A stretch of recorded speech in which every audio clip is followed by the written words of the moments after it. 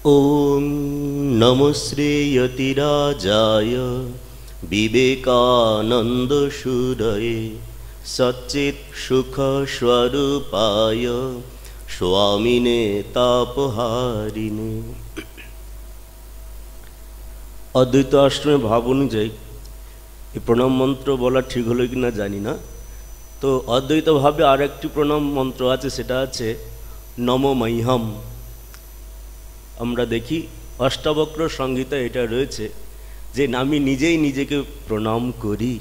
সেই অখণ্ড এক আত্মা বহুরূপে প্রকাশিত হয়েছে, যারা সামনে রয়েছেন বহুরূপে প্রকাশিত সেই এক অখণ্ড আত্মার বহু প্রকাশ, তাকে প্রণাম জানাই। বিষয় নরেন থেকে বিবেকানন্দ। আমরা হোলি বাইবেলে সেন্ট ম্যাথিউর লেখাতে দেখি 16-18 সেখানে রয়েছে জিসাস খ্রাইস্ট পিটার সাইমনকে বলছেন, upon this rock I will build my church. পিটারকে ডেকে বলছেন, এই Peter Simon, you are Peter Simon and will build a church upon you. Peter Simon বিশ্বাস করতেন যে যীশু খ্রিস্ট হলেন ঈশ্বর পুত্র এবং মানব জাতির তিনি উদ্ধারকর্তা, ত্রাণকর্তা। তার এই বিশ্বাস জন্যই যীশুখ্রিস্ট ঠিক করেছিলেন যে এর উপরেই আমি আমার নতুন ধর্মসংঘ স্থাপন করব, অর্থাৎ এর এই বিশ্বাসের উপর, এবং একে দিয়েই আমি এই নতুন ধর্মমত জগতে প্রচার করব, এমনটি যেন যীশুখ্রিস্টের ভাবনা ছিল।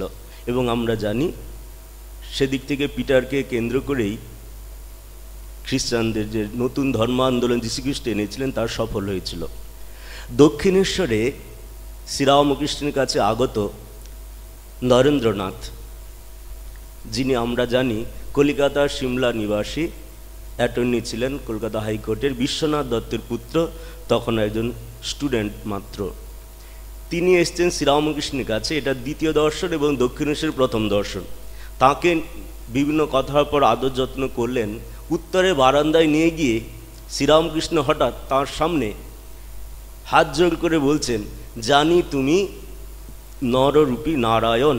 তাকে বলছেন, জানি প্রভু তুমি সেই পুরাতন ঋষি নররূপী নারায়ণ, জীবের দুর্গতি নিবারণ করিতে পুনরায় শরীর ধারণ করিয়াছ।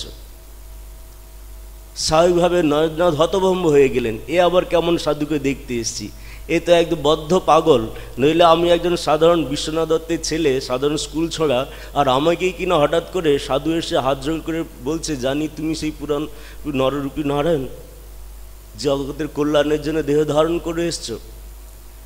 নরেন্দ্রনাথ স্বাভাবিকভাবে তিনি যেন একটু কনফিউজড হয়ে গেল, হতভম্ব হয়ে গেলেন। কিন্তু পরে দেখলেন যে শ্রীরামকৃষ্ণ অন্যদের সঙ্গে কথাবার্তা অত্যন্ত স্বাভাবিক, কোথাও কোনো অস্বাভাবিকত্ব নেই।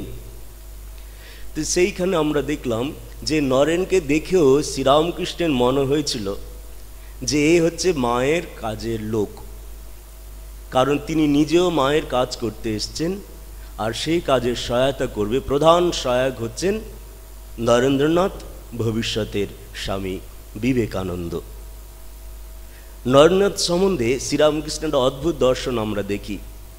এমন বিচিত্র অভিজ্ঞতার আমরা আধ্যাত্মিক ইতিহাসে খুব একটা দেখি না বললেই চলে। শ্রীরামকৃষ্ণ দেখছেন যে এই নরেন্দ্রনাথের স্বরূপ সম্বন্ধে বলছেন, একদিন সমাধি মার্গে তার মন উচ্চ থেকে উচ্চতর বর্তে, জ্যোতির্ময় বর্তে আরোহণ করছে।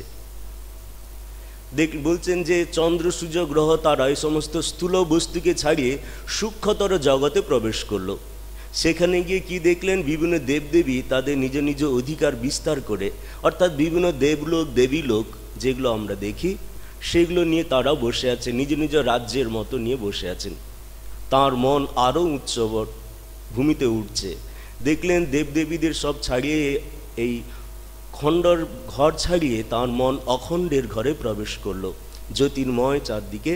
সেখানে দেখলেন 7 জন ঋষি ধ্যানস্থ হয়ে আছেন। শ্রীরামকৃষ্ণ বুঝলেন যে সাধারণ মানুষ তো কি কথা, এই দেবদেবীদের থেকেও এই ঋষিরা যে পুণ্যে, জ্ঞানে, ত্যাগে, তপস্যায় অনেক উপরে অবস্থান করছেন। শ্রীরামকৃষ্ণ অনুভব করছেন যে সেইখানে হঠাৎ সমরস মগ্ন, যেটাকে হোমোজিনিয়াস বলা হয়ে থাকে, সেই অখণ্ড সচ্চিদানন্দের কিয়দংশ যেন এক দেবশিশু রূপ ধারণ করল। সে দেবশিশু সপ্তর্ষি অন্যতম ঋষির কাছে গিয়ে সপ্রেমে তার গলা জড়িয়ে ধরে যেন তাকে বুদ্ধিত করার চেষ্টা করলেন। সেই ঋষি সমাধি থেকে বুদ্ধিত হলেন। তারপর দেখা গেল সেই দেবশিশু বিনা নিঃসন্দিন কণ্ঠে বললেন, আমি পৃথিবীতে যাচ্ছি, তোমাকেও আসতে হবে। সেই ঋষি যেন তার অত আদরের ধন সেই প্রেমাস্পদ দেবশিশুকে নিরীক্ষণ করতে করতে যেন সস্মিত হাসি জানিয়ে তার সম্মতি জানিয়ে আবার সমাধিস্থ হয়ে পড়লেন।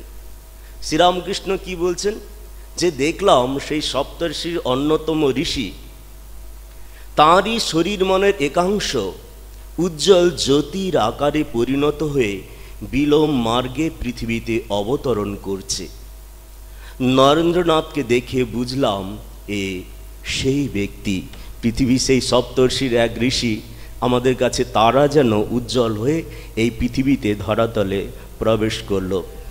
তারা উজ্জ্বল অশীল ধরা পর নির্মল গগন বিকাশে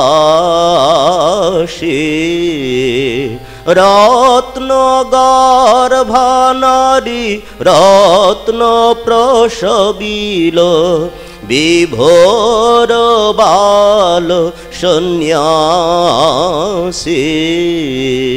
তারা উজ্জ্বল অশীল ধরা পর নির্মল গগন বিকাশে রত্ন গর্ভানারী রত্ন প্রসবিল বিভোর বাল সন্ন্যাসী তারা উজ্জ্বল অশীল ধরা পর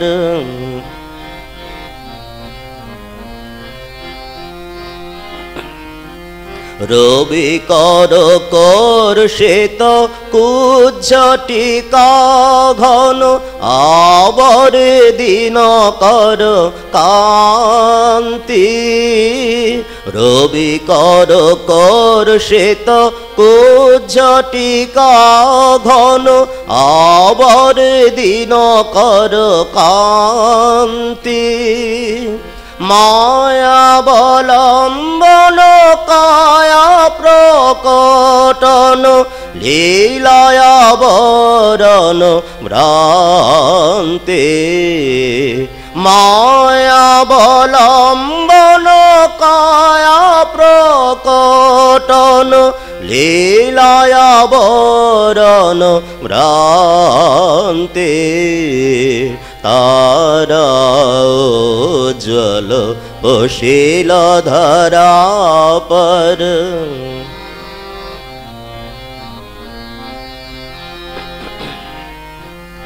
গুরুপদ ধারণ আত্মসমর্পণ মহাহ্রদে নদ মহাসম্মিলন দয়া উচ্ছ্বসিত স্রোত মহান দুরিত শান্তি বিধৌত মেদিনী জনমন মার্জিত শান্তি প্রদান সশিষ্য গুরুপদ হৃদে সাধে ধরি জনমন মার্জিত শান্তি প্রদান সশিষ্য গুরুপদ হৃদে সাধে ধরে গায় কিঞ্চন গান কৃপা কনাভিলাষে গায় কিঞ্চন গান কৃপা কনাভিলাষে তারা উজ্জ্বল পোষিল ধরা পর নির্মল গগন বিকাশে রত্ন গর্ভনারী রত্ন প্রসবিল বিভোর বাল সন্ন্যাসী তারা উজ্জ্বল পোষিল ধরা পর। সুতরাং স্পষ্টে বোঝা যায় যে তার নির্দিষ্ট কাজ বা মিশন পূর্ণ করার জন্যে নরেন্দ্রনাথ যে শ্রীরামকৃষ্ণকে সাহায্য করতে এসেছেন এটা শ্রীরামকৃষ্ণ জানতেন। আর নরেন্দ্রনাথ যাকে বিভিন্ন সময় তিনি বলেছেন, কখনো বলছেন ও হচ্ছে আমার শ্বশুর ঘর, বলছেন ও হচ্ছে রাঙা চক্ষু রুই, ও হচ্ছে সহস্রদল পদ্ম, অর্থাৎ শ্রেষ্ঠ জিনিসগুলো। ভগবদ্গীতাতে যেমন বিভূতি যোগে আমরা দেখি না, সেখানে যা কিছু শ্রেষ্ঠ ভগবান বলছেন সেটাই আমি, অমুকের মধ্যে এইটা আমি, এটার মধ্যে এইটাই আমি। সেরকমভাবে শ্রীরামকৃষ্ণ তার সকল সন্তান বা ভক্তদের মধ্যে, শিষ্যদের মধ্যে নরেন্দ্রনাথ যে সর্বশ্রেষ্ঠ সেই সম্বন্ধে বলতেন, ও হচ্ছে আমার শ্বশুর ঘর, রাঙা চক্ষু রুই, সহস্রদল পদ্ম। কখনো বলতেন ও ধ্যান সিদ্ধ, খাপ খোলা তরোয়াল, সপ্তর্ষির এক ঋষি, নরনারায়ণ ইত্যাদি বলে প্রশংসা করতেন। সেই রকের উপরেই তার নতুন ধর্মসংঘ স্থাপন ও লোককল্যাণ সাধন করবেন তা তিনি নিশ্চিত ছিলেন। এইবার যার উপর তৈরি করা হবে ধর্মসংঘ, সেটার একটু পরীক্ষা করার প্রয়োজন আছে, যেটা বলা হচ্ছে সয়েল টেস্ট অফ নরেন্দ্রনাথ। আপনারা জানেন সয়েল টেস্ট কখন দরকার হয়, এগ্রিকালচারের জন্য প্রয়োজন হয়, আবার কনস্ট্রাকশন ওয়ার্ক যদি আমরা করতে চাই সেখানকার মাটিকে আমাদের পরীক্ষা করতেই হবে, এটা উপযুক্ত কি না, তার উপাদান কি, আর কি কি কম আছে বা বেশি আছে সেটা জানা খুবই প্রয়োজন। সেই জন্যে প্রথমে যদি আমরা দেখি নরেন্দ্রনাথ থেকে বিবেকানন্দ উত্তরণের জন্য তিনি কতটা উপযুক্ত ছিলেন, প্রস্তুত ছিলেন কিনা, সয়েল টেস্ট অফ নরেন্দ্রনাথ। তা আমরা দেখি প্রথমে তার যদি ফ্যামিলি ব্যাকগ্রাউন্ড দেখি, যে তার পিতামহ ঠাকুরদা ছিলেন, তিনি কিন্তু যৌবনেই সংসার ত্যাগ করে সন্ন্যাসী হয়েছিলেন। আমরা ভগবদ্গীতায় দেখি না যে শুচিনাম শ্রীমতাম গেহে যোগভ্রষ্ট অভিজায়তে, যোগভ্রষ্ট অভিজায়তে শুচিনাম শ্রীমতাম গেহে। তাই তখন আমরা বিশ্বাস করি যে কোনো বংশে যদি একজন সন্ন্যাসী হয়, তার তো ঊর্ধ্বতন কয়েক পুরুষ, নিম্নতন কয়েক পুরুষ উদ্ধার হয়ে যায় বলা হয়ে থাকে, আর সেই বংশে আরও সন্ন্যাসীর সম্ভাবনা অনেক বেশি হয়। তো সেই জন্য আমরা এখানে যদি প্রথমে ফ্যামিলি ব্যাকগ্রাউন্ড দেখি, তার ঠাকুরদাদাও ছিলেন, তিনিও যৌবনেই দুর্গানাথ সম্মত, তিনিও সন্ন্যাস অবলম্বন করেছিলেন। পিতা বিশ্বনাথ দত্ত, তিনি প্রচুর উপার্জন যেমন করতেন, আবার তেমনি দুহাতে মুক্তহস্ত, তিনি ব্যয়ও করতেন খুব। তিনিও ছিলেন ধর্মীয় ব্যাপারে উদার, শুধু হিন্দু ধর্মের নয়, ইসলাম ধর্মের প্রতিও তার বেশ ভালোবাসা ছিল আমরা দেখি। মূলত এদের কাছ থেকে অর্জিত বৈশিষ্ট্যের বংশানুসরণ কিছুটা যদি আমরা ধরে নিই, নরেন্দ্রনাথের মধ্যে এসেছিল, আমরা তার সুন্দরভাবে দেখতে পাবো। তাই দেখি বিশ্বনাথ দত্ত ছিলেন ধর্মীয় ব্যাপারে খুব উদার, অসংখ্য আত্মীয় স্বজনকে ভরণ পোষণ করতেন, প্রভূত উপার্জনের সঙ্গে সঙ্গে দরাজ হস্তে ব্যয় করতেন, দরিদ্রদের প্রতি অসীম দয়া ছিল, সাহায্য করতেন, এমনকি যারা নেশা ভাঙ করে পর্যন্ত তাদেরকেও তিনি দান করতে কখনো পিছুপা হতেন না। দেখা যায় নরেন্দ্রনাথ যখন একটু বড় হয়েছে তখন বাবার নামে অভিযোগ করছে যে কেন এই সমস্ত নেশা ভাঙ করছে, এদেরকে তুমি টাকা দিচ্ছ। তখন বিশ্বনাথ দত্ত বলছিলেন, দেখ এই দুঃখপূর্ণ সংসারে মানুষ এত কষ্টে আছে, সেটা যদি তুই জানতিস তাহলে যারা সাময়িক এই দুঃখ কষ্টের হাত থেকে অব্যাহতি পাওয়ার জন্যে নেশা ভাঙ করে তাদের পর্যন্ত দয়ার চোখে দেখবি। এই হচ্ছেন বিশ্বনাথ দত্তের বিচার আমরা দেখি। তো এই রকম তিনি ছিলেন। তার মা ভুবনেশ্বরী দেবীও ছিলেন সরল, ধর্মপ্রাণা, বুদ্ধিমতী, বাবা মা উভয়ই সঙ্গীত প্রিয় ছিলেন। তো এই আর নরেন্দ্রনাথকে পাওয়ার আগে ভুবনেশ্বরী দেবী অনেক শিবের পুজো করেছিলেন, শিবের কাছে যেন তিনি করতেন, তারপরে নরেন্দ্রনাথকে পেয়েছেন। অর্থাৎ তিনি হচ্ছেন আর্য আমরা বলতে পারি। স্বামী বিবেকানন্দ পরবর্তীকালে এক জায়গায় বলছেন যে প্রার্থনা, ব্রত, উপবাস ইত্যাদি পূজা পাঠের দ্বারা যার জন্ম সেই হচ্ছে আর্য সন্তান, আর ইন্দ্রিয় চরিতার্থ করার জন্য যাদের আগমন তারা হচ্ছে অনার্য সন্তান। নরেন্দ্রনাথের জন্ম থেকে আমরা বুঝতে পারি যে কিভাবে তার মা ব্রত উপবাস পালন করেছেন, ভগবানের কাছে প্রার্থনা করেছেন, তপস্যা করেছেন, তবেই নরেন্দ্রনাথের জন্ম হয়েছে। তাই সেদিক থেকে তিনি ছিলেন আর্য সন্তান। নরেন্দ্রনাথের বহুমুখী প্রতিভা, বাল্যকাল থেকেই তার বহুমুখী প্রতিভার পরিচয় পাওয়া যায়। পরবর্তীকালে শ্রীরামকৃষ্ণ তাই বলতেন, আপনারা দেখুন কথামিতে আছে, যেমন গাইতে বাজাতে তেমনি পড়াশোনায়, আবার বলছি বিয়ে করবে না, অর্থাৎ ইন্দ্রিয় প্রতি তার জিতেন্দ্রিয় সে। তো এই যে জিনিসগুলো শুধু একটা ব্যাপারে নয়, পড়াশুনো নিয়ে শুধুমাত্র নয়, গাইতে বাজাতে খেলাধুলো সব ব্যাপারেই একদম নরেন্দ্রনাথ হচ্ছে অত্যন্ত উৎসাহী তেজস্বী প্রকৃতির ছিলেন। অদ্ভুত স্মৃতিশক্তি, দ্রুত পাঠ করার ক্ষমতা, তীক্ষ্ণ মেধা শক্তি, তর্ক শক্তি, শরীরচর্চা, বয়স্যপ্রীতি, সাহস, প্রত্যুৎপন্ন মতিত্ব তার স্বভাব ও চরিত্রকে দৃঢ় ও তেজস্বী করে তুলেছিল। নরেন্দ্রনাথের জীবনী যারাই দেখেছেন এই গুণগুলোর, এই বৈশিষ্ট্যগুলোর ভুরি ভুরি উদাহরণ তার সমগ্র জীবনে আমরা পাই। অন্যান্য বৈশিষ্ট্য কি?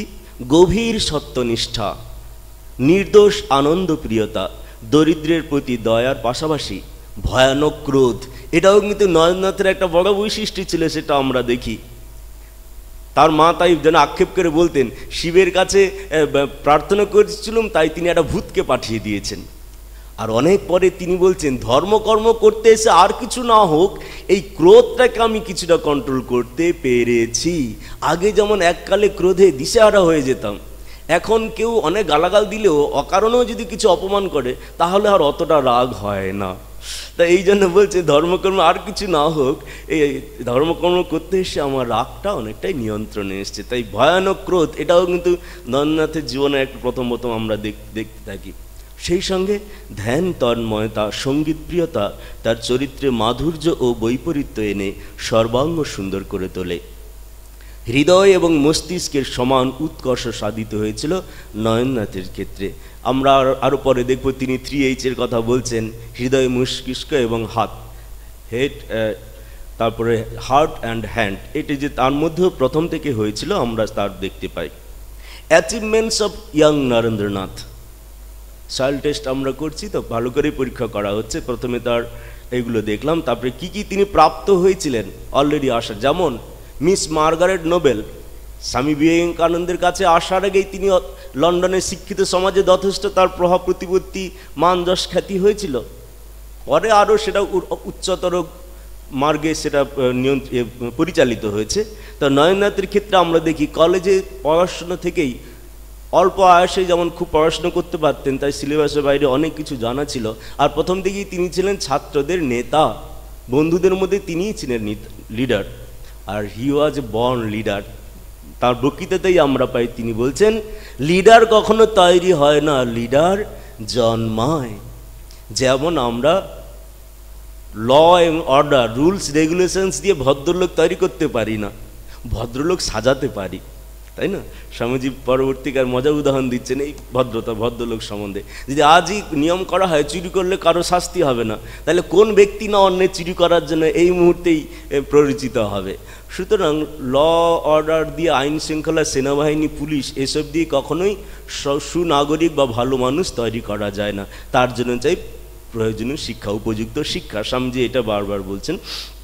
তো যাই হোক, এই জন্য লিডারও সেইভাবে তৈরি করা যায় না। যতই আমরা লিডারশিপ নিয়ে আমরা প্রচুর ম্যানেজমেন্ট কোর্স বা অন্যান্য কোর্স করতে পারি, কিন্তু স্বামীজি বলছেন, নরেন্দ্রনাথ বলছেন যে লিডার কখনো তৈরি করা যায় না, লিডার জন্মায়। তিনি ছিলেন সেরকম ছাত্রনেতা এবং বর্ন লিডার। প্রফেসর হিস্ট্রির প্রশংসা তার সম্বন্ধে দেখি যে এমন ছাত্র খুব কমই পাওয়া যায়। এমনকি জার্মানের বড় বড় বিশ্ববিদ্যালয়ে পর্যন্ত তার মতো ছাত্র পাওয়া অত্যন্ত কঠিন, বিরল। যেটা পরবর্তীকালে দেখবেন আমেরিকায় যখন গ্রিক ভাষার অধ্যাপক হেনরি, তিনি বলছেন কি, রাইট, হেনরি রাইট তিনি বলছেন যে সূর্যকে আপনার কাছে প্রমাণপত্র চাওয়া কেমন, সূর্যকে তার আলো প্রকাশ করার কি অধিকার আছে সেটা বলা। আর চিঠিতে লিখছেন আমাদের যত পণ্ডিত আছে অধ্যাপক আছে তাদের সবার জ্ঞানকে একত্রিত করলে যা হয় এই ব্যক্তির জ্ঞান তার থেকেও বেশি। শ্রীরামকৃষ্ণ এমনি এমনি বলেননি যে কেশবচন্দ্র সেন যে রকম একটা শক্তিতে জগৎ বিখ্যাত হয়েছে বা বিজয়কৃষ্ণ গোস্বামী এত বিখ্যাত হয়েছেন, নয়নের মধ্যে এমন 18খানা গুণ রয়েছে। নয়ননাথ তখন বিশ্বাস করেনি, বলছেন বলেন কি মশাই, থামুন, কোথায় জগৎ বিখ্যাত কেশবচন্দ্র আর মহামনা বিজয়কৃষ্ণ, আর কোথায় আমার মতো নগণ্য স্কুল ছোড়া, লোকে তো আপনাকে পাগল বলবে। আমি বেলগুড়া থেকে এসেছি, সেই বিজ্ঞানানন্দ মহারাজ যখন আসতেন তার মা বলছেন কোথায় গেছিলি, দক্ষিণেশ্বর। ওরে যাসনি, লোকটা পাগল। তার দিদি বলছেন আমি মাঝে মাঝে দক্ষিণেশ্বর স্নান করতে যাই, সব জানি ও পাগল, তুই ওখানে যাস না। তো এই যে জিনিস সাধারণ লোকে পাগলকে এমনি এমনি বলে, নরেন্দ্রনাথ জন্য সেটাই বলতে চাইছেন যে এমন করে আপনি বলবেন না। এই হচ্ছে নরেন্দ্রনাথ, আমরা তার অ্যাচিভমেন্ট দেখি। কলেজের এক অনুষ্ঠানে যেখানে পুরস্কার বিতরণ এবং একজন রিটায়ারমেন্ট করেছেন তাদের সম্বর্ধনা অনুষ্ঠানে নরেন্দ্রনাথ যেভাবে ইংরেজিতে ওজস্বী ভাষায় বক্তৃতা করেন, সেখানে তখন সভাপতি ছিলেন অনুষ্ঠানের, সভাপতি ছিলেন সুনীনাথ ব্যানার্জি, আপনারা জানেন এস এন ব্যানার্জি। তিনি তার ইংরেজির খুব প্রশংসা, বাচনভঙ্গির প্রশংসা করেছিলেন।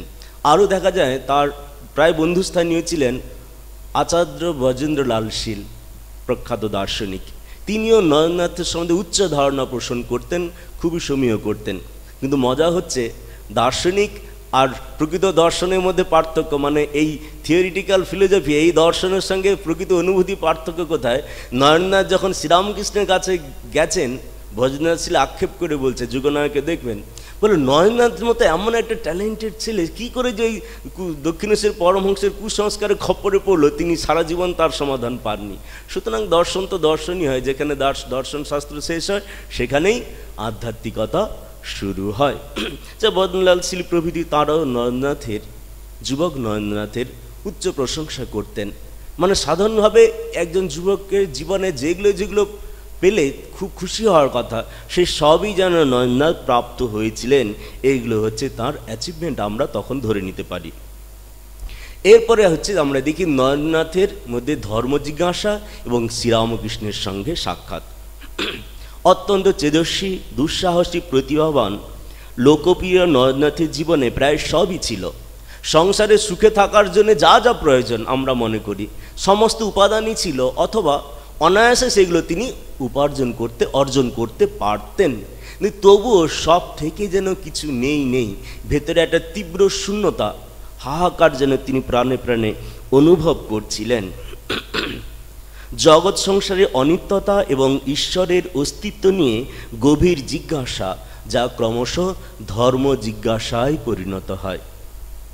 শ্মশান বৈরাগ্য বা নিছক কৌতূহলের বশে ভগবান নিয়ে তিনি প্রশ্ন করছেন তা নয়, অন্তরের তীব্র আকুতি নিয়েই তিনি বড় বড় ধর্মনেতাকে তখন জিজ্ঞেস করতেন, মহাশয় আপনি কি ঈশ্বর দর্শন করেছেন?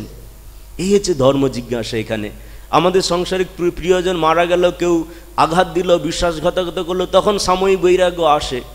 হৃদয়ের যেমন প্রথম স্ত্রী মারা গেল, অমনি একটু বৈরাগ্য এলো।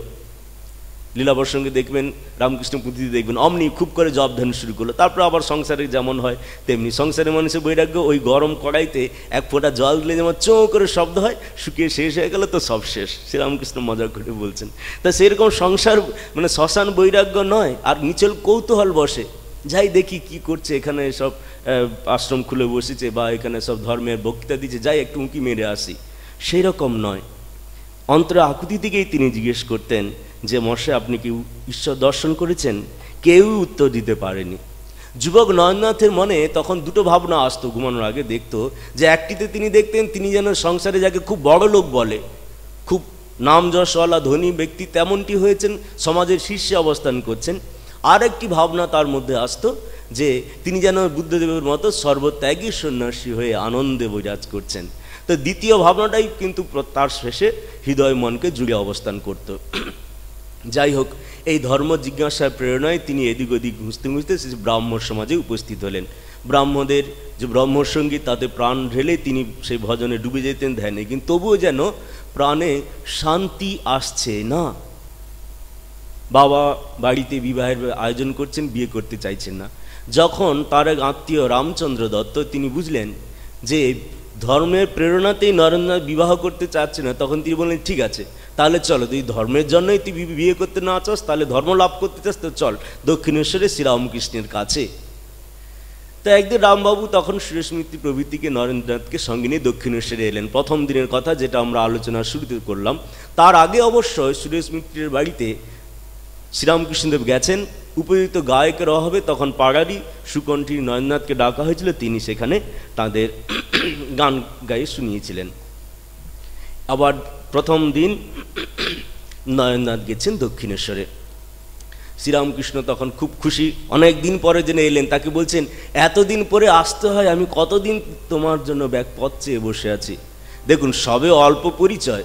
আসলে ভগবদ্গীতায় যেমন আছেন না, অর্জুনকে যখন শ্রীকৃষ্ণ বলছেন যে আগে এই মহযোগ আমি আগে সূর্যকেও বলেছি, আদিত্যকে বলেছি, কিন্তু সকালীন মহৎ যোগ নষ্ট পরন্তপ, কালো প্রভা এই মহৎযোগ নষ্ট হয়ে গেছে, আজকে আবার তোমায় নতুন করে বলছি। এইটা শুনেই অর্জুন সে যোগ শোনার আগে বলে মশাই থামুন থামুন থামুন, সূর্য তো কত আগে জন্মেছে, আর আপনি তো সেদিনকার লোক মশাই, আমার থেকে কয়েক মাসের বড়, দাদা স্থানীয় সখা দাদা, তাহলে আপনি এ কথা বলছেন না? তখন বলছেন বহুনি মে ব্যতীতানি জন্মানি তব চার্জেন তান্যহম বেদ সর্বাণী নত্যম বেত্থ পরন্তপ। শ্রীরামকৃষ্ণ সব জানতেন, কিন্তু নরেন্দ্র তো আর জানতেন না। তিনি ভাবছেন সবই মাত্র এলাম, আর বলে কিনা তোমার জন্য পথ চেয়ে বসে আছে, এ আবার কেমন লোক রে। যাই হোক, শ্রীরামকৃষ্ণ তখন বললেন একটু গান, নরেন্দ্র একটু গান গেয়ে শোনা। সেদিন গান শুনেছিলাম, ভালো লেগেছে। নরেন্দ্র তখন গান ধরলেন। মন চল নিজ নিকেতনে, মন চল নিজ নিকেতনে,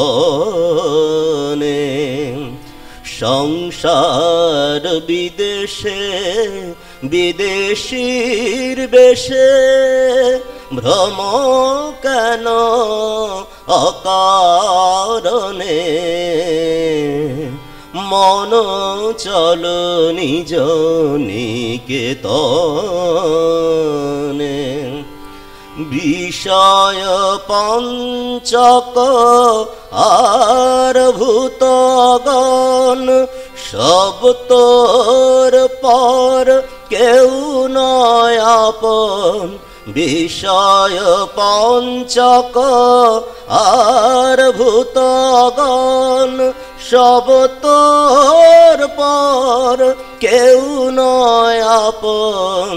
পর প্রেমে কেন হয়ে অচেতন, পর প্রেমে কেন হয়ে অচেতন, ভুলিছ আপন জনে, মন চল নিজ নিকেতনে, মন চল নিজ নিকেতনে। সত্য পথে মন কর আরোহণ, প্রেমের আলো জালে চলো অনুক্ষণ, সঙ্গেতে সম্বল রাখো পুণ্য ধন, গোপনে অতি যতনে। সত্য পথে মন কর আরোহণ, প্রেমের আলো জালে চলো অনুক্ষণ, সঙ্গেতে সম্বল রাখো পুণ্য ধন, গোপনে অতি যতনে। লোভ মোহ আদি পথে দস্যুগণ, অধিকের করে সর্বসমোষণ। লোভ মোহ আদি পথে দস্যুগণ, অধিকের করে সর্বসমোষণ। পরম যতনে রাখরে প্রহরী, পরম যতনে রাখরে প্রহরী, সমদম দুই জনে, মন চল নিজ নিকেতনে, মন চল নিজ নিকেতনে। সাধু সঙ্গ নামে আছে পান্থ ধাম, শ্রান্ত হলে তথায় করে বিশ্রাম। সাধু সঙ্গ নামে আছে পান্থ ধাম, শ্রান্ত হলে তথায় করে বিশ্রাম। পথ ভ্রান্ত হলে শুধাইবে পথ, সে পান্থ নিবাসী গণে। যদি দেখো পথে ভয়েরই আকার, প্রাণপণে দিও দোহাই রাজার। যদি দেখো পথে ভয়েরই আকার, প্রাণপণে দিও দোহাই রাজার। সে পথে রাজার প্রবল প্রতাপ, সে পথে রাজার প্রবল প্রতাপ। সমণ্ডরে যা শাসনে, মন চল নিজ নিকেতনে, মন চল নিজ নিকেতনে। সংসার বিদেশে বিদেশীর বেশে, ভ্রম কেন অকারণে। মন চল নিজ নিকেতনে।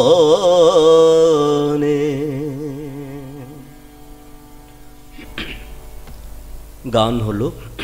শ্রীরামকৃষ্ণ খুব খুশি, তার নানাভাবে আদর যত্ন করতে লাগলেন। এরপর তিনি বলেছিলেন আবার একদিন এসো। নরেন্দ্রনাথ আবার দ্বিতীয় দিন গিয়ে উপস্থিত হয়েছেন। সেদিনও তাই নানাভাবে তার আদর যত্ন করছেন, কথা বলছেন। হঠাৎ করে খুব কাছাকাছি এসে গেছেন। নরেন্দ্রনাথ ভাবছেন এই রে পাগল বোধহয় আগের দিনের মতো আবার কিছু নতুন কিছু পাগলামো করবে। স্বাভাবিকভাবে পাগলদের কাছাকাছি আমরা গেলেও একটু সবসময় একটু সতর্ক থাকি, বা এই একটা কিছু না কিছু একটা মানে আনএক্সপেক্টেড কিছু ঘটে যেতে পারে। শ্রীরামকৃষ্ণ খুব কাছাকাছি এসছেন, কারণ প্রথম দিন যখন তিনি ফিরে যাচ্ছিলেন এইটুকু মনে হয়েছিল লোকটা একটু মাথা গোলমেলে, কথাগুলো কেমন হলেও কি হবে, ঈশ্বরের জন্য সর্বস্ব ত্যাগ করেছেন এমন ঈশ্বরপ্রেমী মহাপুরুষ আর কখনো দেখিনি। প্রথমবার এরকম অভিজ্ঞতা নিয়ে তিনি ফিরে গেছেন। দ্বিতীয়বার এবার যেই না শ্রীরামকৃষ্ণের কাছাকাছি এসছেন, ভাবছেন আবার কিছু বলবে, হয়তো দেখা যাক কি বলে। কিন্তু শ্রীরামকৃষ্ণ বলার আগেই হঠাৎ করে তার ডান পা দিয়ে তার শরীর স্পর্শ করলেন। অমনি সঙ্গে সঙ্গে নয়নাথ অবাক হয়ে দেখলেন যে চারদিকে দেওয়াল, ঘরে জিনিসপত্র, দক্ষিণেশ্বর শ্রীরামকৃষ্ণের ঘরের মধ্যে সব কিছু যেন ঘুরতে ঘুরতে শূন্যে বিলীন হয়ে যাচ্ছে, এবং তিনি ভাবছেন গোটা বিশ্বব্রহ্মাণ্ড যেন এরকম মহাশূন্যের দিকে এগিয়ে চলেছে, আর কি তার আমিত্ব নাশ প্রাপ্ত হতে চলেছে। নরেন্দ্রনাথের মনে হলো আমিত্বের নাশেই আমার মৃত্যু, সেই মৃত্যু আমার সন্নিকটে। সুতরাং আমরা তিনি চিৎকার করে আতঙ্কে যেন চিৎকার করে উঠলেন, ওগো আমার এ কি করলে, আমার যে মা আছে বাপ আছে। যেই না নরেন্দ্রনাথ এমন করে চিৎকার করলেন, বলছেন অদ্ভুত পাগল অমনি খলখল করে হেসে বুকে আবার হাত দিয়ে স্পর্শ করলেন, ঠিক আছে তবে থাক, কালে হবে, পরে হবে। অমনি আবার আগের মতো সব কিছু স্বাভাবিক দেখতে লাগলেন। তো এইটা নিয়ে স্বামীজি পরবর্তীকালে মেরি হেলকে বেশ একটা দেখবে বাংলাতে যেটা আছে যে কবিতার আকারে একটা চিঠির মতো আছে, এ তাকে বলছে, মেরি হেল আবার তাকে লিখছেন। সেখানে বলছেন যে ইন্ডিভিজুয়ালিটি নিয়ে সেখানে মিস মেরি হেল লিখছেন যে আমি যদি ঈশ্বরের সঙ্গে এক হয়ে যাই তাহলে আমার আলাদা করে যে ইন্ডিভিজুয়ালিটি সেটা কোথায় যাবে। কারণ আমরা শাস্ত্রে দেখি যথোদকম শুদ্ধে শুদ্ধ মাসিকতম তাদ্রিকে ভবতি, যেমন বিশুদ্ধ জলে আর এক ফোঁটা বিশুদ্ধ জল পড়লে জলের সঙ্গে এক হয়ে যায়, সেইভাবে যিনি আত্মাকে জানেন আত্মার সঙ্গে এক হয়ে যায়। তো সেখানে স্বামীজি বলছেন তোমার ভয় নেই, বৃষ্টির জল তুমি যেমন সমুদ্রের জলে যেই মুহূর্তে পড়বে সমুদ্রের জলের সঙ্গে এক হয়ে যাবে, আবার সূর্যের রশ্মি আবার তোমাকে বায়ু আকার আবার মেঘের নিয়ে যাবে, আবার বৃষ্টি হয়ে সমুদ্রে পড়বে, তুমি এভাবে চক্কর খেতে থাকো। অর্থাৎ জীবন মৃত্যু চক্রে তুমি যেন সংসার চক্রে এমন ঘুরতে থাকো, এমনটি বলছেন। তা আমাদের এই আমিত্বের নাশ, পতঞ্জলি যোগসূত্রে এটাকে অস্মিতা বলে। যেমন বলছে না আমি নেই, এ কথা ভাবতে আমি পারি না, কেউ ভাবতে ব্যথায় ব্যথায় ভরে ওঠে মন। আমরা কখনোই মানতে চাই না যে আমি কখনো থাকবো না, ছবি হয়ে খালি মাত্র থাকবো, তাই না? কারণ কেহই আত্মার বিনাশ ইচ্ছা করে না, বৃহদারণ্যক উপনিষদে বলা হচ্ছে। নয়নাথে তাই মনে হলো আমিত্বের নাশেই আমার মৃত্যু, তাই চিৎকার করলেন শ্রীরামকৃষ্ণের সঙ্গে সঙ্গে, তবে ঠিক আছে থাক, এখন না, আবাগের মতো হবে। তো এই যে ম্যাজিক্যাল টাচ আমরা বলছি, এই জন্য এটাকে যে জাদু স্পর্শ শ্রীরামকৃষ্ণ অনেককে কৃপা করে করেছেন এবং তাদের মনকে উচ্চতর আধ্যাত্মিক স্তরে উন্নীত করেছেন। বা কথা প্রসঙ্গে হয় না, অনেক সময় শ্রীরামকৃষ্ণ কিছু বোঝাচ্ছেন, কেউ হয়তো বিপরীত তর্ক কুতর্ক করছে, শ্রীরামকৃষ্ণের সঙ্গে সঙ্গে তার অজ্ঞাত সেটা একটুখানি স্পর্শ করে দিতেন, ম্যাজিক টাচ। এই ম্যাজিক্যাল টাচে কি হতো বলছে, তার ভেতরে যে একটা বিরুদ্ধ শক্তি, অবিদ্যা শক্তি বলা যায়, তাকে কোনো ভালো জিনিস মেনে নিতে বাধা দিত। আমাদের যেমন হয় না, অনেক সময় কেউ ভালো কিছু বোঝাচ্ছে বা আমরা কাউকে বোঝাচ্ছি আর আমরা তার উল্টোটা আচরণ করছি, এ হচ্ছে সেই শ্রীরামকৃষ্ণের সেই যেই না সেই দিব্য স্পর্শ পেত, আমাদের সঙ্গে সেই ভাবটা যেন এ হয়ে যেত, তিনি তখন অন্তর থেকে সেই ভাবটা মেনে নিতে পারতেন। তা এইরকম নরেন্দ্রনাথের ক্ষেত্রেও আমরা দেখি যে বিরল একমাত্র দেখা নরেন্দ্রনাথ, যার ক্ষেত্রে এই নির্বিকল্প সমাধির আভাস প্রাপ্ত হয়েছিলেন নরেন্দ্রনাথ। তা এই ঘটনা থেকে আমরা দু তরফেই যেন একটু কনফিউশনের সৃষ্টি হয়। নরেন্দ্রনাথ প্রথম কনফিউশন তার মধ্যে সৃষ্টি হলে সংশয় কি দেখা দিল, যে এটাকে কি হিপনোটিজম বলে, সম্মোহিত করা বলে? তা কি করে হবে? সম্মোহন তো দুর্বল মনের ব্যক্তিকেই সবল মনের লোককে করতে পারে, কিন্তু নরেন্দ্রনাথ যথেষ্ট ধ্যান করতে তার নিজের মনের উপর যথেষ্ট নিয়ন্ত্রণ আছে। এলেবেলে লোক নয়, গেঁয়ো লোক নয় যে তার উপর দেবদেবীর ভর হবে, তাকে মিডিয়াম করে এসব তার মনকে কেউ কন্ট্রোল করে নিতে পারবে। দেখবেন কাকাবাবু আছে, সেখানেও দেখাচ্ছে কাকাবাবু, সন্তু কাকাবাবু যেখানে গল্প, কিন্তু সেখানে বলছে যে তাকে কেউ হিপনোটাইজ সহজে করতে পারতেন না কাকাবাবু, কারণ তার মনের উপর তেজ আছে। নরেন্দ্রনাথ আরও অনেক বেশি তেজস্বী, তাই তিনি কনফিউজড হয়ে গেলেন, শ্রীরামকৃষ্ণ কে, পাগল তো বলা যাচ্ছে না, আবার আমার মতো তেজি মনকে যে যদি এইরকম সহজে কেউ নিয়ন্ত্রণ করতে পারে, যেমন খুশিভাবে তৈরি করতে পারে, তাহলে তো একে বলা যাবে না, নিশ্চয়ই খুব বড় মহাপুরুষ হবেন। তার মধ্যে এইরকম দ্বিধাদ্বন্দ্ব এলো। আর শ্রীরামকৃষ্ণ ভাবলেন, আরে আমি ভাবলাম আমার শ্রেষ্ঠ শিষ্য, তাকে আমার সব কিছু সর্বশ্রেষ্ঠ অনুভূতিটা তাড়াতাড়ি দিয়ে দিতে চাইছেন, নির্বিকল্প সমাধির ভাবটা। সে কিনা বলছেন আমার মা আছে, বাবা আছে, তাহলে এ তো ভাবলাম এত সবচেয়ে বড় আধার, সত্যগুণী আধার, তাহলে এর মধ্যেও কি তাহলে অন্য কিছু ব্যাপার আছে? তিনিও যেন কিছুটা একটু কনফিউজড হয়ে গেলেন।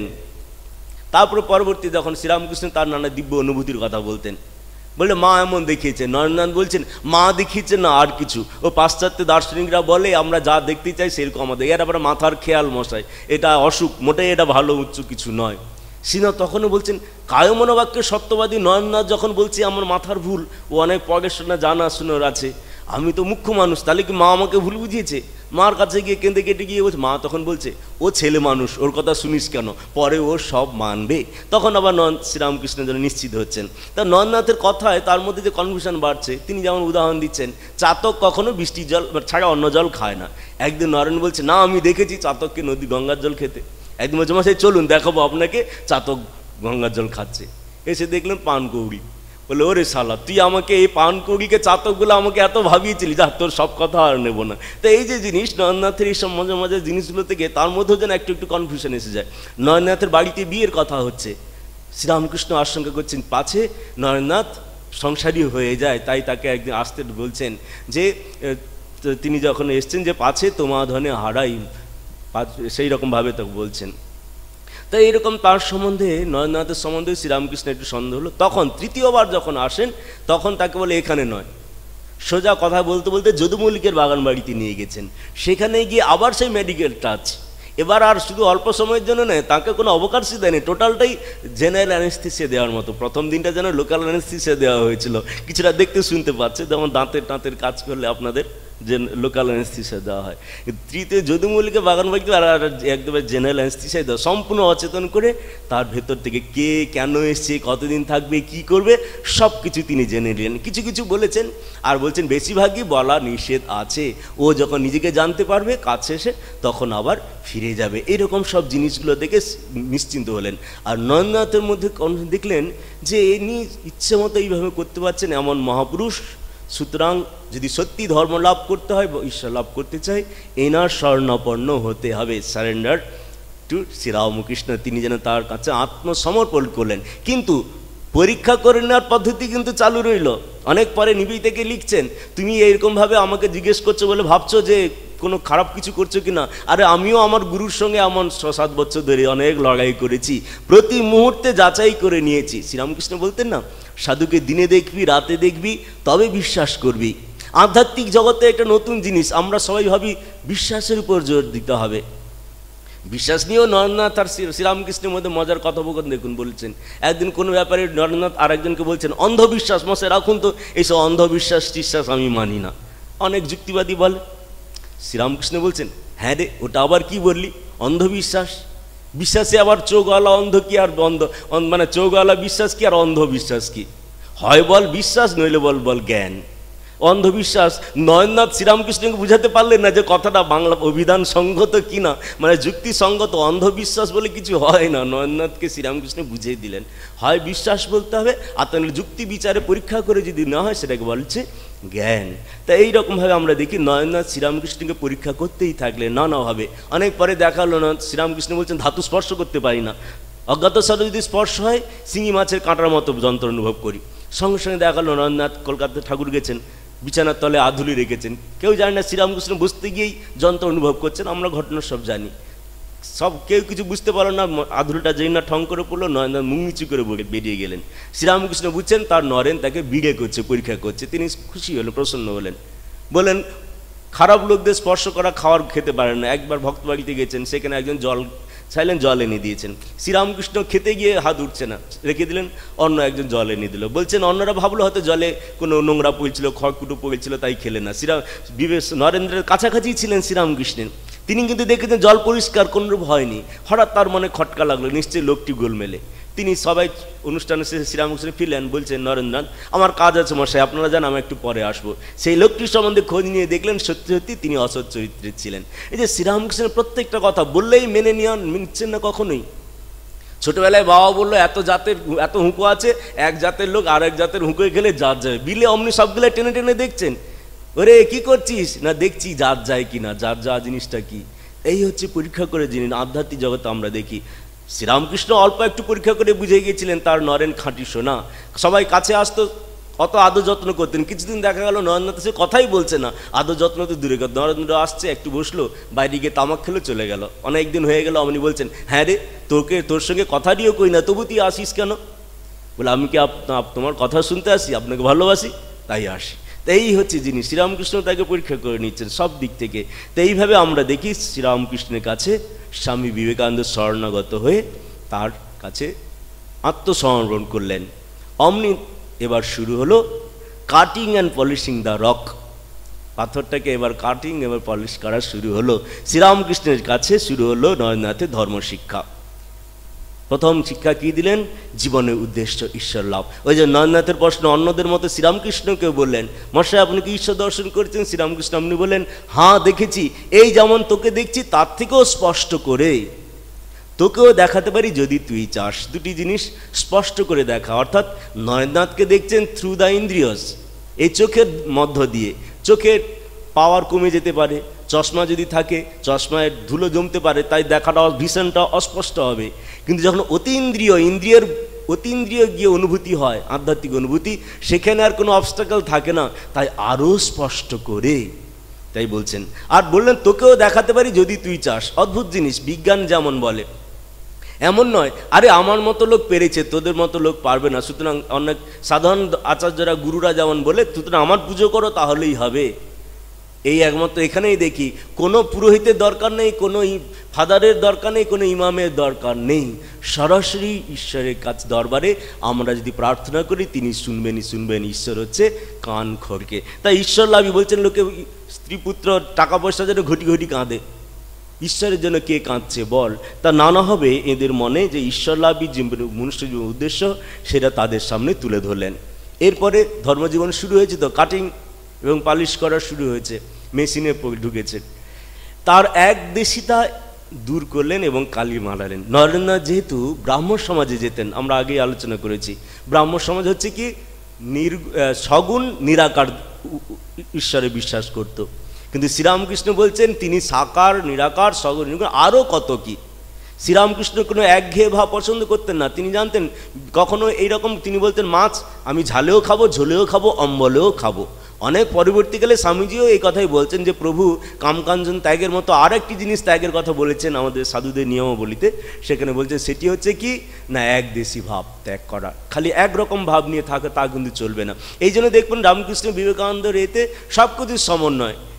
যোগের ক্ষেত্রে যেমন কাজ, আমাদের শুধু বেশি আলোচনার উপর জোর দেওয়া হয়, শুধুমাত্র ভজন কীর্তন হরি দিন তো গেল সন্ধ্যা হলো সেটা, আর মোৎসব লাগানো কিন্তু আমাদের নিয়ে নয়। আমরা বেশি তার মানে আলোচনার উপর জোর দিই, আবার কিছু ভজনও থাকে আর ভোজন প্রসাদও থাকে, শুধু ভজন আর ভোজন নয়, সঙ্গে একটু দার্শনিক আলোচনার উপরও আমরা জোর দিই, তাই না? তো এই জন্য আমরা যে দেখছি নরেন্দ্রনাথের একদেশিতা দূর করার জন্য চেষ্টা হচ্ছে, বারবার বোঝাচ্ছেন যে তিনি এইরকমটি, তা কেউ এলে জিজ্ঞেস করছেন তা তোমার কোনটা ভালো লাগে সাকার না নিরাকার, মাস্টারমশাই বলছে নিরাকার, তা বেশ, তবে মনে করো না তিনি খুব নিরাকার, তিনি সাকারও বটে। আবার কাউকে জিজ্ঞেস করছেন তো সাকার না নিরাকার ভালো লাগে, বলে দু মশাই তিনি ঈশ্বর কি তাই জানি না, তার আবার সাকার নিরাকার, খোকা মহারাজ ইত্যাদি, বলে যা ঠিক আছে ঠিক আছে। তো এই জিনিস নরেন্দ্রনাথেরও একদেশিতা দূর করার জন্য তিনি অবসর খুঁজছেন। বাবা মারা গেছে, বাড়িতে খুবই অর্থকষ্ট, খেতে পড়তে পারছে না, নরেন্দ্রনাথ নানাভাবে চেষ্টা করছেন, পাচ্ছে না। তখন এসে ঠাকুর বললেন আপনি একটু মাকে বলুন যেন আমার মা ভাইদের খাওয়া পড়া অভাব না থাকে। শ্রীরামকৃষ্ণ সরাসরি দেখুন বলে তুই তো মাকে মানিস না, তাই হয়, তুই যা আজকে মায়ের কাছে গিয়ে নিজে বল। নরেন্দ্রনাথ তিনবার গিয়ে মাকে বলতে পারলেন না, শেষে সংসার সুখ নেই তো তিনি জ্ঞান দাও, বিবেক দাও, বৈরাগ্য দাও, প্রেম ভক্তি, উচ্চ আধার, সাত্ত্বিক আধার, ও কি করে এই সমস্ত সাধারণ জিনিস চাইবে? তো আমাদের মতো সাধারণ লোক যারা বিষয়ে ইন্দ্রিয় গ্রাহ্য জিনিস নিয়ে পড়ে আছি, রূপরস গন্ধস্পর্শ শব্দ, তারা এগুলো চাইব। নরেন্দ্রনাথ তাই চাইতে পারলেন না, এবং শেষে ঠাকুরকে ধরতে বললেন যা ঠিক আছে, তোর মোটা ভাই আর মায়েদের মোটা ভাত কাপড়ের অভাব হবে না। এবং তখনই যেন নরেন্দ্রনাথ বুঝতে পারলেন যে মা কালী কে, স্বয়ং জগদীশ্বরী। তাই তিনি শ্রীরামকৃষ্ণের কাছে বললেন কালীর সম্বন্ধে আর একটু বলুন। শ্রীরামকৃষ্ণ তখন মা কালীর একটা গান শিখিয়ে দিলেন, আর সারা রাত ধরে নরেন্দ্রনাথ সেই গান গাইছেন। আর শ্রীরামকৃষ্ণ কি আনন্দ, যে আসছে তাকেই বলছেন নরেন কালী মেনেছে, বেশ হয়েছে না। নরেন্দ্রনাথ সারাদিন ধরে গাইছে, আমি জানি গো দিন দয়াময়ী তুমি দুর্গমেতে দুঃখ হরামা তম হিতার আমার মা তম হিতার তুমি ত্রিগুণ ধরা পরাত পরা আমি জানি গো দিন দয়াময়ী তুমি দুর্গমেতে দুঃখ হরামা তম হিতার আমার মা তম হিতার তুমি জলে তুমি স্থলে তুমি আদ্যমূলে গো মা তুমি জলে তুমি স্থলে তুমি আদ্যমূলে গো মা আছো সর্বঘটে অক্ষপুটে সাকারাকার নিরাকার মাতম হিতার আমার মাতম হিতার তুমি সন্ধ্যা তুমি গায়ত্রী তুমি জগধাত্রী গোমা তুমি সন্ধ্যা তুমি গায়ত্রী তুমি জগধাত্রী গোম তুমি অকুলের ত্রাণ কর্ত্রী সদা শিবের মন হরমাতম হিতর আমার মাতম হিতর তুমি ত্রিগুণধারা পরাৎপর আমি জানি গদিন দয়াময় তুমি দুর্গমেতে দুঃখ হরমাতম হিতর আমার মাতম হিতর। চৈতন্য চরিতামৃতে এক জায়গায় আছে প্রেম ধন বিলায় গোড়া রায়, গানেও আছে যে প্রেম কলসে কলসে ঢালে কভু না ফুরায় রে। শ্রীরামকৃষ্ণের সম্বন্ধে বন্ধু হরিনাথ পরবর্তীকালে তুরীয়ানন্দ তাকে স্বামীজি যেমন একজন বলছেন যে শ্রীরামকৃষ্ণ আমাকে প্রেম দিয়েছিলেন, বলছেন দক্ষিণেশ্বরের গোড়া রায় সব করতে পারে। আর শ্রীরামকৃষ্ণের সম্বন্ধে বলছেন যদি আমায় বলো তাহলে বলতে হয় তিনি হচ্ছেন LOVE পার্সনিফাইড। এই যে দিব্য প্রেম, অহৈতুকী প্রেম, এই প্রেম দিয়েই শ্রীরামকৃষ্ণ সবাইকে নরেন্দ্রাদি সবাইকে বেঁধে ফেলেছিলেন। একমাত্র শ্রীরামকৃষ্ণ এই নরেন্দ্রনাথকে সবসময় ভালোবাসতেন, তার মধ্যে অন্য কিছুই দেখতে পেতেন না খারাপ কিছু হলেও। যেমন যখন বাবা মারা গেছে, আর্থিক কষ্ট হচ্ছে, তখন কিছু কিছু ভক্তদের মনে হলো নরেন্দ্রনাথ যেন নাস্তিক হয়ে গেছে, এমনকি তার চরিত্রের স্খলনও হয়েছে এমনটিও তাদের বিশ্বাস হলো, এবং শ্রীরামকৃষ্ণের কাছে এসে আক্ষেপ করে বলছে নরেন খারাপ হয়ে গেছে। তার বন্ধু যখন শ্রীরামকৃষ্ণ চুপ করে আছেন, কিছুই শুনছেন, হঠাৎ করে বলছেন চুপ কর শালারা, মা বলেছেন ও কখনোই এমন হতে পারে না। নরেন্দ্রনাথের অভিমান হচ্ছিল যে ভক্তরা তাকে এত জানে, তা সত্ত্বেও তারা বলছে তার কিনা চরিত্রের স্খলন হয়েছে, তাহলে শ্রীরামকৃষ্ণ নিশ্চয়ই এদের মতো শুনে তিনি তাই ভাববেন। নরেন্দ্রনাথ তাই শ্রীরামকৃষ্ণের কাছে আসছে না। পরে যখন শুনলেন নরেন্দ্রনাথ বলছেন, তার বন্ধু ভবনাথ যখন বারবার বলছে নরেন খারাপ হয়ে গেছে, তখন বলছেন চুপ কর শালারা, মা বলেছেন ও কখনোই এমন হতে পারে না, ফের যদি ওই কথা বলিস তোদের মুখও দেখো না রে শালা। তাই স্বামী বিবেকানন্দ পরবর্তীকালে বলছেন সংসারে একমাত্র শ্রীরামকৃষ্ণই ভালোবাসতে জানতেন এবং পারতেন, বাকি সবাই ভালোবাসার ভান করে মাত্র। এই হচ্ছে যিনি শ্রীরামকৃষ্ণ, যে পবিত্র ভালোবাসা, সেই ভালোবাসাই কিন্তু এই সংঘকে ধরে রেখেছে। শ্রীমাও বলছেন না যে ভালোবাসাই হচ্ছে এই সংঘের চালিকা শক্তি। এই ভালোবাসাই শ্রীরামকৃষ্ণ সকলের মধ্যে জাগিয়েছিলেন, এবং আর সকলের মধ্যেও যাতে আমরাও আজকে উপনীত হয়েছি, আপনারাও এসছেন, ওই শ্রীরামকৃষ্ণের ভালোবাসার টানেই কিন্তু আমাদের মনে রাখতে হবে। কাশীপুরে আছেন, একদিন শ্রীরামকৃষ্ণ নরেন্দ্রনাথকে বলছেন তুই কি চাস? নরেন্দ্রনাথ বলছেন আমি চাই সুখদেবের মতো সবসময় নির্বিকল সমাধিতে মগ্ন থাকতে, মাঝে মাঝে শরীর রক্ষার জন্য নেমে আসবো, একটু খাওয়া দাওয়া, আবার সমাধিস্থ হয়ে যাব। এটা দেখুন আমাদের সকল শাস্ত্র, শুধু হিন্দু ধর্ম নয়, সকল শাস্ত্র এটাকে একটা সবচেয়ে শ্রেষ্ঠ চাওয়া হিসেবে বলা নির্দিষ্ট করা হয়েছে। এর থেকে বড় চাওয়া আর হয় না। এমন প্রশ্ন করলেই দেখবে নচিকেতা যে আত্মতত্ত্ব জিজ্ঞাসা করছে তাতেই দৃঢ় থাকলেন।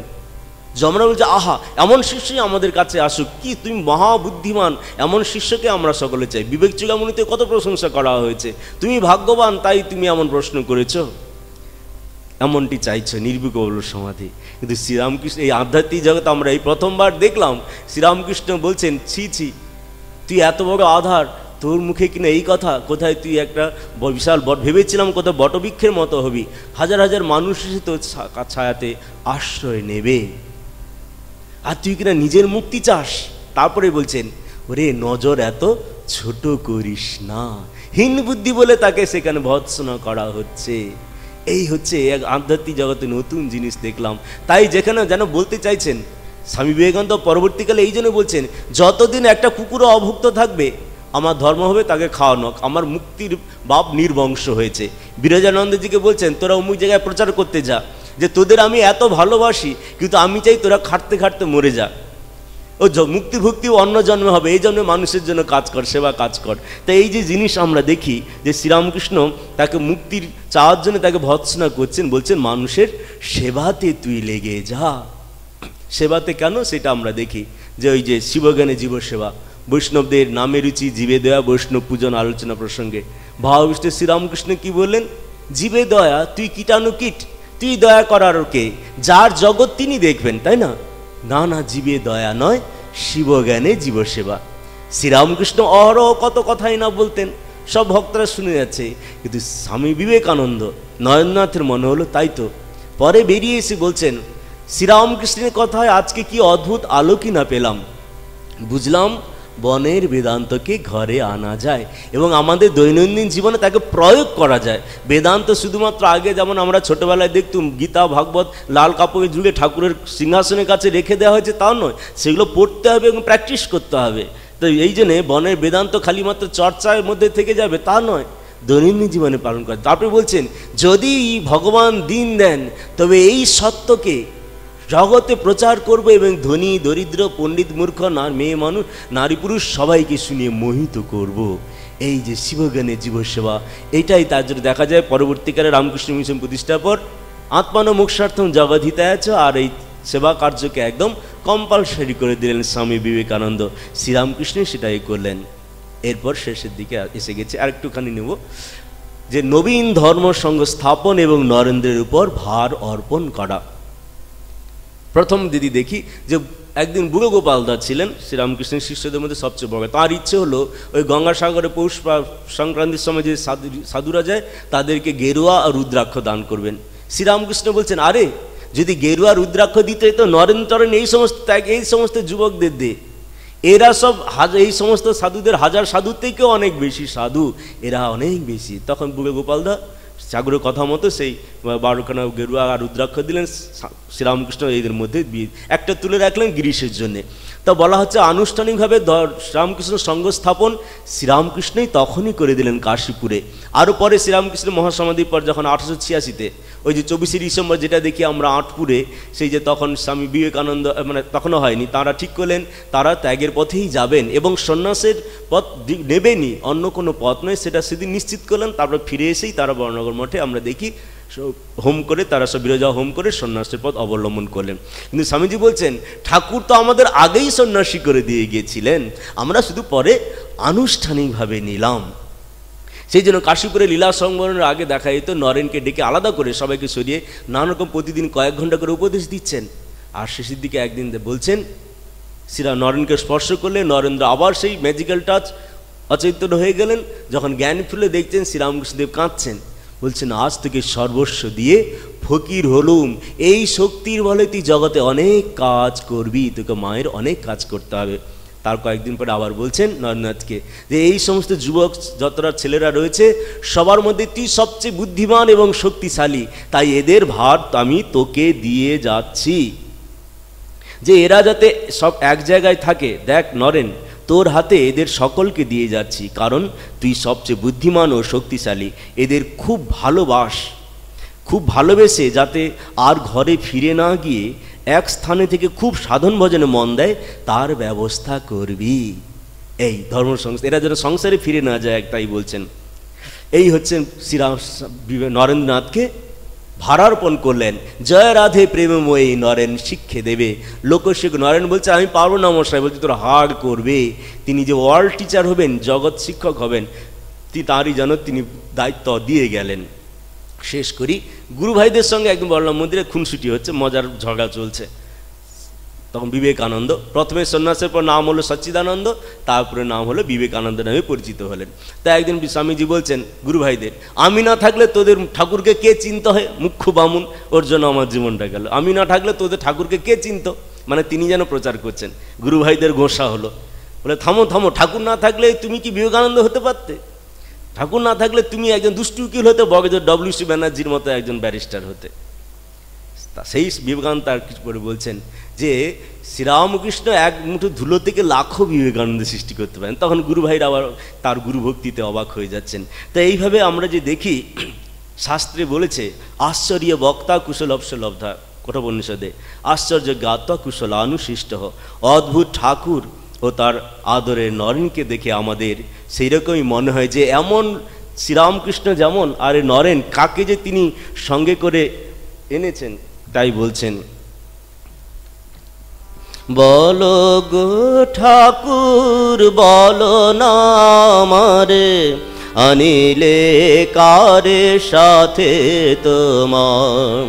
ব্রহ্ম তেজ দীপ্ত আনন পুরুষ সিংহ কে কুমার, আনিলে কারে সাথে তোমার।